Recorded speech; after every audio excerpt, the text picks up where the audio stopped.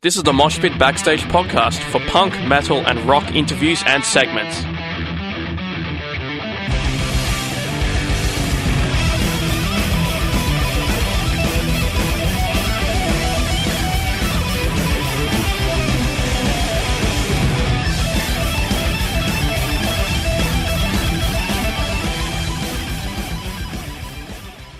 Hi, this is James from Vader, and you're listening to Moshpit on Sin.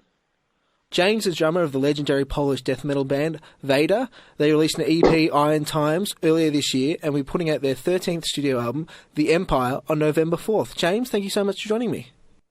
Oh, you're welcome, man. It's a pleasure. Pleasure's all mine. Now, this album, number 13, are you involved in the writing process of the album? And if so, what's it like? Well, I am involved in the. I've got complete freedom over the drums, but I'm not. I haven't written any riffs or anything like that. No. No. The way the songwriting process works is it's quite spontaneous. You know, it's done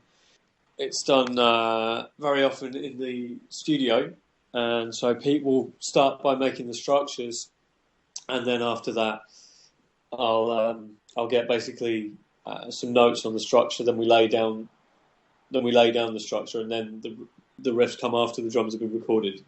So it's a bit of an odd way to work, but it does produce some pretty interesting and some pretty good results. So that's really interesting. So is there any changes like between you saying, all right, here's the structure, let's do the drums, put the riffs over the top? Is there any changes thinking like, oh no, actually we want to do this differently, or does it all really work out that way? It does happen every now and then. But generally what we do is we record a trial first.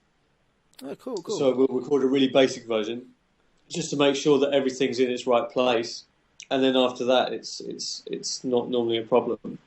Am I right in thinking that you're quite young? And I don't mean that derogatory. I've got some grey hairs on me now, but I'm 26. Yeah, 26. Now that's crazy, because how long have you been in the band for? For the last 5 years. That's incredible. I joined when I was 21. I auditioned when I was 20. That to me is insane, because me personally, I'm only 23 and haven't done anything meaningfully in my life. And you're in like an incredible, amazing band. How'd that come about? Because that's really interesting to me. Well, we went on tour I went on tour with my other band, Divine Chaos, supporting Vader. I just got to know the guys really, and we stayed in touch after the tour. And when the drummer left, he just asked me if I was interested in taking over and trying out. So of course I said yes, and then I auditioned, and there you go. You know, it was. What is it playing with a band that's kind of got a lot of history? I mean, I think the band's been around longer than either you or myself have been alive. That's correct, yeah. It's interesting, you know. It only really shows itself when Pete starts talking about stories from the 80s, you know, or when we get visited by old friends, you know, from back in the day that go a long way back with Pete.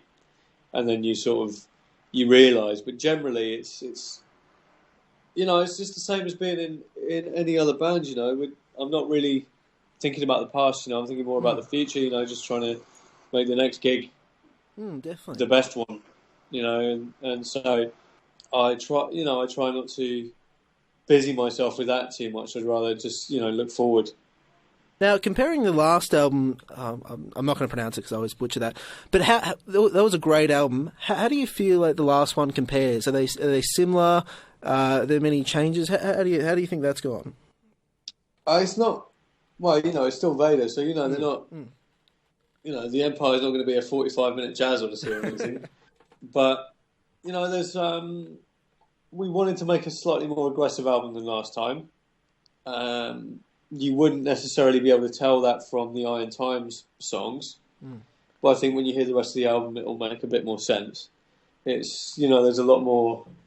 There's a lot of blasting. There's a lot of fast stuff, and even there's a couple of slow songs as well. But even they have quite an aggressive edge to them. So what was it about? So yeah, that's the main thing really, and the other thing is as well. There's a complete lack of intros or samples. So what was it about this record that you thought, any other people thought, that it just happened? What was it about this album that you thought or didn't think that it should be more aggressive? Well, it was more that the last couple of albums have been quite sample heavy, and I don't really want to say commercial because that doesn't really. Yeah.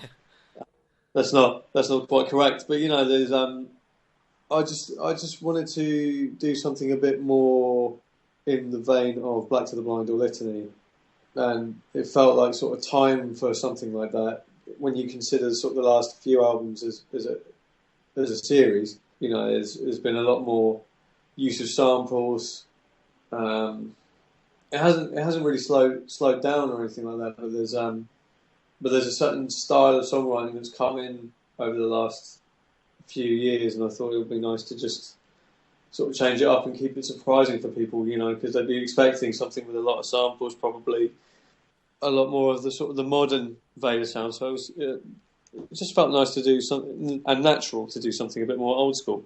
I'm always fascinated about how people get into music, because I find from successful musicians, it's really interesting to get people's perspective. So how did you first get into music, drumming, and extreme metal more specifically? So I got into metal first before I got into drumming, and that was through basically because I discovered Slipknot about 16 years ago. Then afterwards, I started picking up the drums because a good friend of mine at school was doing it, and I realised, I started jamming along to metal songs. Basically, I realised that the drums could be applied to that for once. I'd studied music in the past, and it didn't really have any joy for me because I didn't know what to apply it to. If you're an eight-year-old boy trying to learn the violin or whatever, it didn't have any meaning for me. I wasn't into classical music ever, and it's something I only developed a taste for a bit more when I was a bit older. And so drumming actually spoke to me, and it was something that I wasn't bad at, so I didn't have to practice that much, which is a deciding factor if you're a kid. And as I got older, I got into more extreme stuff, and I just sort of ran with it. From perspective of kind of extreme metal drummer, is that always sort of fitted with you, or is that something you really had to practice to be able to keep up with? Oh, I mean, there's always the physical side, it is something you do need to keep practicing because it's a muscular thing, if you don't practice it, then you lose it. That's, when we talk about extreme metal, that's really what we're talking about. We're referring to the physical side of it as well. So definitely, even if I take a week off, I need a couple of days to get back into it. Wow. So it's not something you can just stop doing. You have to and start again like that. So there is a certain amount of maintenance, and that did require a lot of practice to get even to the level where it needs maintaining rather than developing. And of course, as much practice you want to be doing as much practice as possible. I was lucky enough to have a drum teacher who was teaching me different styles, so I was practicing death metal on my own. But in the meantime, even if I wasn't practicing it too much, I was being educated on things like jazz and Latin music and other things to give me a proper musical education, and that's certainly helped me in the long run. So with your band Divine Chaos, how did that start? Well, in much the same way as Vader, I played a show with a small band I was in at the time. This was, in like some pub somewhere in Reading, in my hometown, a place called the Turk's Head. And my first death metal band, we played with DC. DC were quite a lot bigger than us. They were sort of a bigger local band at that time, with a lot of potential, and they were looking for a drummer, and so I auditioned, and I got that gig, and it's always spoken to me, it was a big part of my musical development because there's no blast beats, so I've been practicing this kind of extreme stuff, and I didn't, and I wasn't allowed to use any of it for Divine Chaos because it didn't fit. So I had to, over the years, learn to to not use it, and that was really helpful. So it was fun, and it was a challenge back then, you know, and still is actually. Last question, something that's always kind of interested me, kind of because you have two different ideas about death metal. You kind of have the old school stuff, and then you have this idea of more modern stuff. And you were talking earlier about how the Empire is sort of going a bit more back to the older stuff as opposed to sort of modern sound. And apart from the samples, what do you think it is that kind of makes something sort of old school as opposed to modern in death metal? Well, when I was saying old school compared to modern, I was, of course, talking about Vader's actual history, drawing particular influence from Vader's actual history. If we're talking about old school, it's to do generally with the tone, with the guitar tone. So, you know, like you're always going to know an old school Swedish death metal band because they sound like Dismember or Entombed or, you know, the early Bloodbath stuff. It's got that really distinct guitar tone, that really fuzzy wall of noise where you can't really hear what the riff is. Generally, I would say that old school death metal is a bit slower, but not always. You know, if you look at a band like Morbid Angel, they were the tempos they were busting out even in the late 80s, early 90s were insane.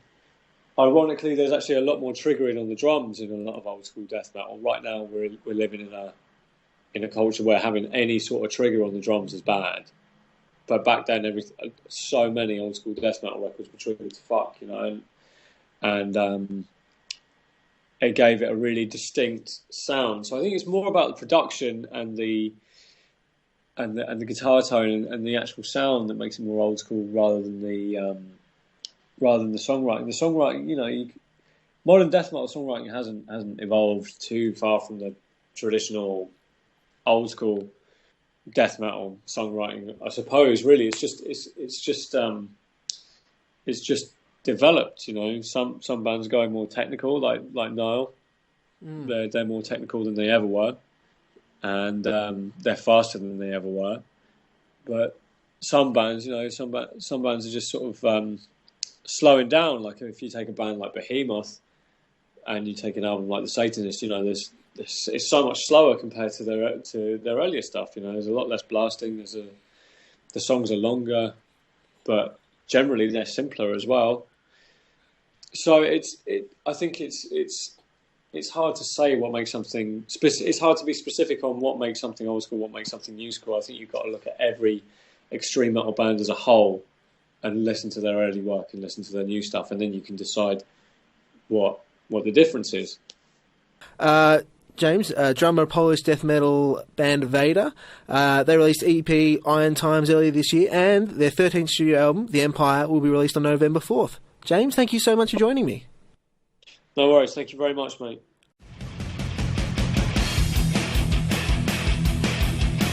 Thanks for listening to the Moshpit Backstage podcast. You can subscribe to us on iTunes and Omni.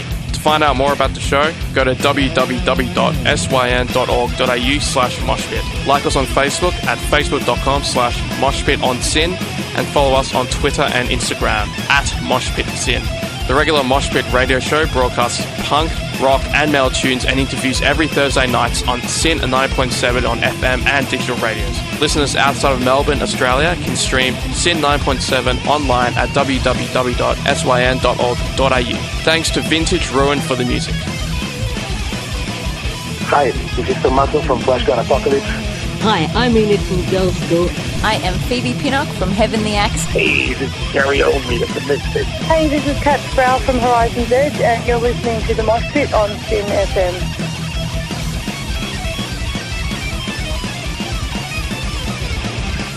Hi, this is Einar from Leopard. Hi, I'm Virginia Lilly from the band Lily. This is Raul from 1349.